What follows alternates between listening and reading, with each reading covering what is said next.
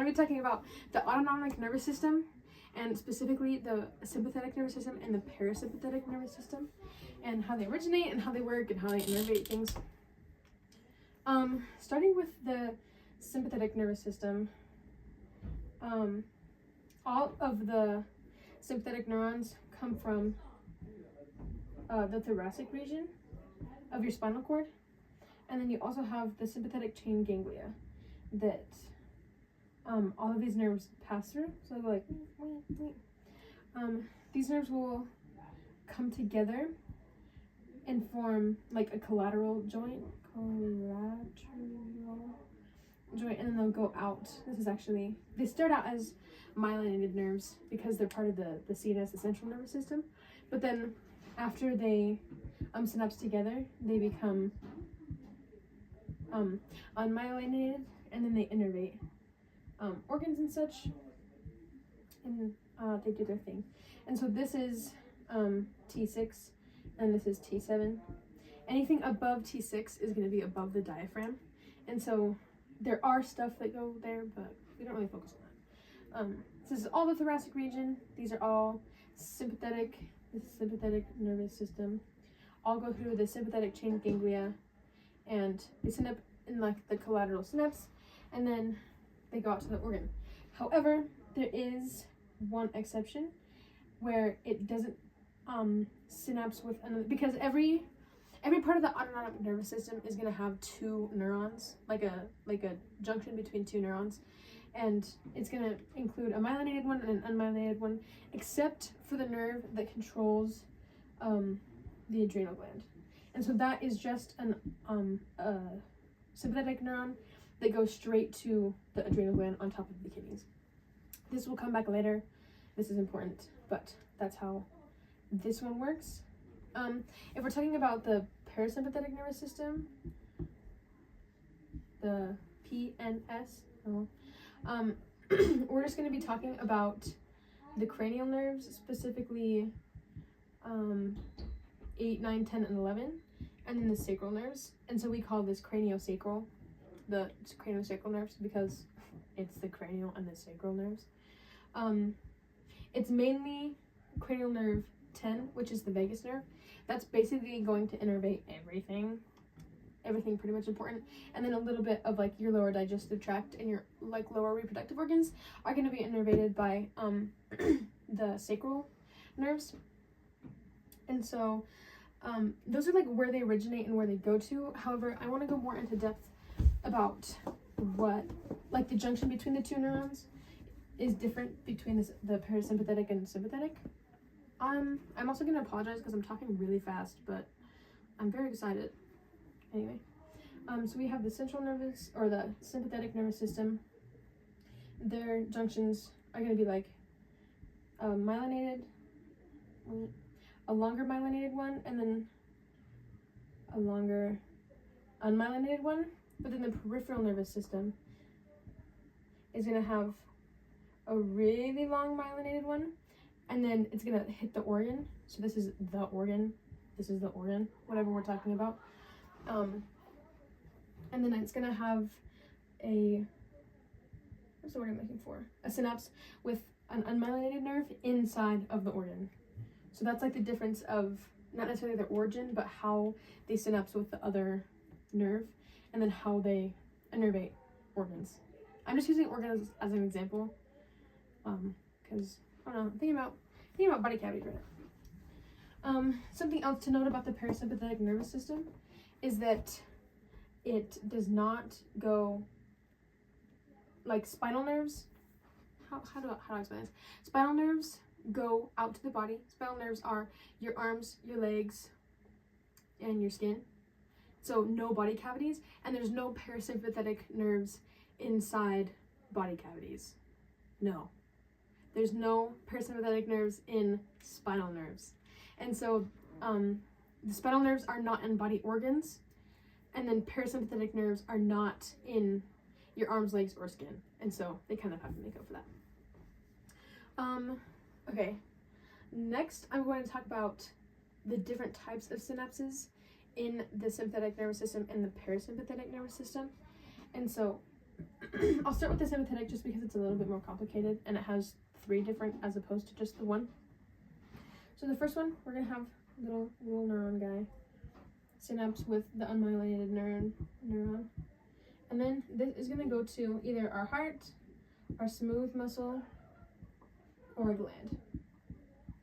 This guy, because it's part of the central nervous system, is going to have alpha receptor, both alpha receptors, so 1 and 2, and then all 3 beta receptors, so 1, 2, and 3.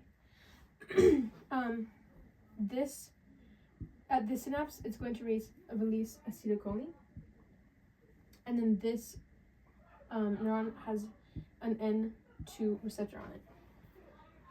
However, at this joint is very specific, very special, because this releases norepinephrine, which is recognized by all of these different types of receptors. So that's very important.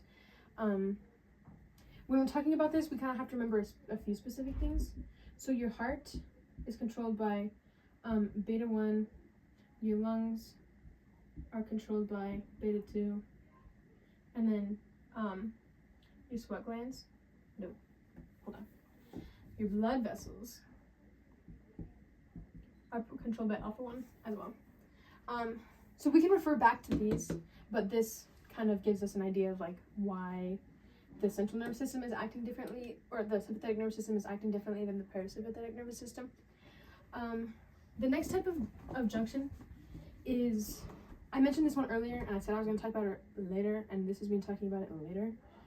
So we have the unmyelinated neuron that goes through the chain ganglia, but just goes straight to the organ, and that organ is the adrenal gland. And so this releases acetylcholine, and then this has an N2 receptor on it as well. And this goes to your adrenal gland. So adrenal is this guy. That's the next part. The last one I want to talk about is neuron goes to unmyelinated neuron again, and this goes to your sweat glands.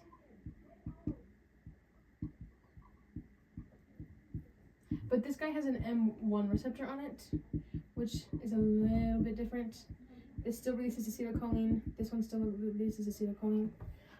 So the way it acts is a little bit more similar to the parasympathetic nervous system, as opposed to the first one that I talked about, that's part of the central nervous system, but it's still part of the central nervous system. Yeah, those are the 3. And then the one that's in the parasympathetic nervous system is very similar to the first one of the sympathetic nervous system I talked about. So we have our myelinated neuron, we have the junction with the unmyelinated neuron. It goes to our heart, it goes to smooth muscle, and it goes to glands. However, what makes this one different is a couple of things. So this one still releases acetylcholine, this one still has the N2 receptor on it. However, this one also releases acetylcholine because this one has all of the muscarinic receptors on it. So M1, M2, M3, M4, and then M5 are all found on organs and different structures that are going to be affected by the parasympathetic nervous system.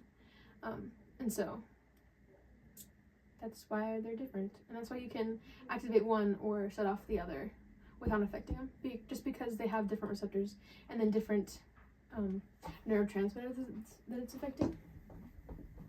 We also categorize the different neurotransmitters, or the different like effectors, based off of what they are. So we have catecholamines, and these guys are the norepinephrine, epinephrine, and then dopamine. These guys are going to be affecting the alpha receptors and then the beta receptors. So these guys are going to be found in the sympathetic nervous system, like I was talking about, because that junction is different than the rest of your nervous system. It has catecholamines. However, we do have acetylase. Yeah, there it is. So sorry. Oh, we also have cholinergic This guy is going to recognize acetylcholine. These are like the N1, N2. These are all M1 through 5. Because these guys are recognizing the acetylcholine. So this is mainly in the parasympathetic nervous system. However, we do use acetylcholine in all of the different junctions. And so if you change something that has to do with acetylcholine, it's going to affect the central nervous system, or the sympathetic nervous system. Sorry, I don't know why I cannot keep those two straight. The sympathetic nervous system is always also going to be affected because of the two joints that we have. So the first joint has acetylcholine, second one has a different kind that is called, so I just don't know how to spell it. Adrenergic. This is the E, and then W. So this guy is ACH because I don't know how to spell it. And this is going to be the alphas and the betas that are going to be affected by those. Yeah.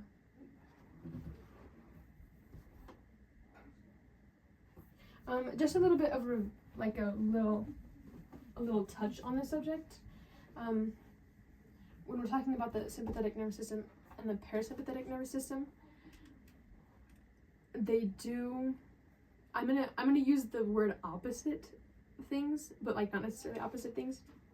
But your sympathetic is your fight or flight response, and then your parasympathetic is going to be your rest and digest. So if your parasympathetic nervous system is stimulated, then your bowels are going to be moving and your stomach is going to be working and you're going to release bile and stuff like that. But when your sympathetic nervous system is stimulated, then your heart rate's going to go up, your lungs are going to dilate, your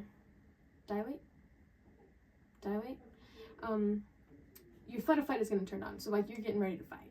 But your digestive system is going to be turned off. And so I feel like that, for me, is the biggest divider in between how do I know if the sympathetic or parasympathetic nervous system is turned on or off, is looking at the digestive system, especially because of the cranial nerves and the sacral nerves of the lower digestive system and reproductive organs. Last thing I want to talk about.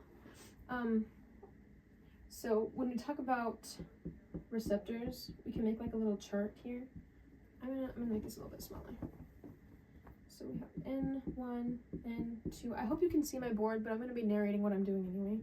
So we have M1, M3, and M5. Then we have M2 and M4. Then we have alpha 1 and 2, and then the 3 betas. Beta 1, 2, and 3. So when we talk about these guys, we can make this chart and then kind of see if these guys are stimulated, what's going to happen.